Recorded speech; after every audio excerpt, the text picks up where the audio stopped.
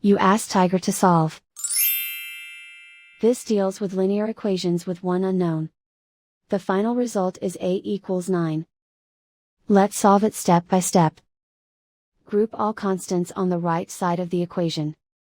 Subtract 9 from both sides. Simplify the arithmetic.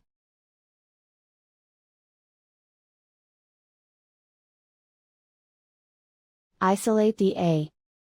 Multiply both sides by 3. Group like terms. Multiply the coefficients.